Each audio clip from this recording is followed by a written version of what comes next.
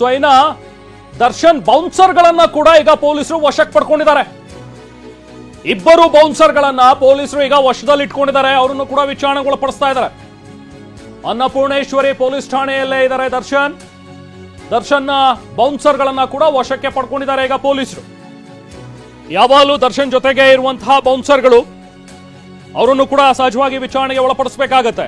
ಯಾಕಂದ್ರೆ ಹತ್ಯೆ ನಡೆದಂತಹ ಸ್ಥಳದಲ್ಲಿ ದರ್ಶನ್ ಇದ್ರ, ಆ ಟೈಮ್ನಲ್ಲಿ ದರ್ಶನ್ ಎಲ್ಲಿದ್ರು, ಇದೆಲ್ಲ ವಿಚಾರಗಳನ್ನ ಬೌನ್ಸರ್ಗಳಿಂದ ಕಲೆ ಹಾಕಬೇಕಾಗಿರುತ್ತೆ. ಸೊ ಹಾಗಾಗಿ ಸಹಜವಾಗಿ ಪೊಲೀಸರು ಈಗ ಬೌನ್ಸರ್ಗಳನ್ನ ಕೂಡ ವಶಕ್ಕೆ ಪಡ್ಕೊಂಡಿದ್ದಾರೆ. ಇಬ್ಬರು ಬೌನ್ಸರ್ಗಳನ್ನ ಈಗ ಅನ್ನಪೂರ್ಣೇಶ್ವರಿ ನಗರ ಠಾಣೆಯಲ್ಲೇನೆ ಇರಿಸ್ಕೊಂಡಿದ್ದಾರೆ, ವಿಚಾರಣೆಯನ್ನ ನಡೆಸ್ತಾ ಇದ್ದಾರೆ.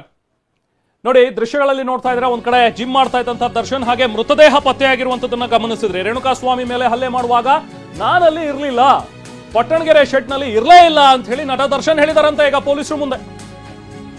ಆದ್ರೆ ಶೆಡ್ ನಲ್ಲಿ ದರ್ಶನ್ ಇದ್ರು ಅಂತ ಹೇಳಿ ಉಳಿದ ಆರೋಪಿಗಳೇ ಹೇಳ್ತಾ ಇದ್ದಾರೆ. ಎಲ್ಲರನ್ನೂ ಕೂಡ ವಿಚಾರಣೆಗೆ ಈಗ ಒಳಪಡಿಸಿದ್ದಾರೆ ಪೊಲೀಸರು.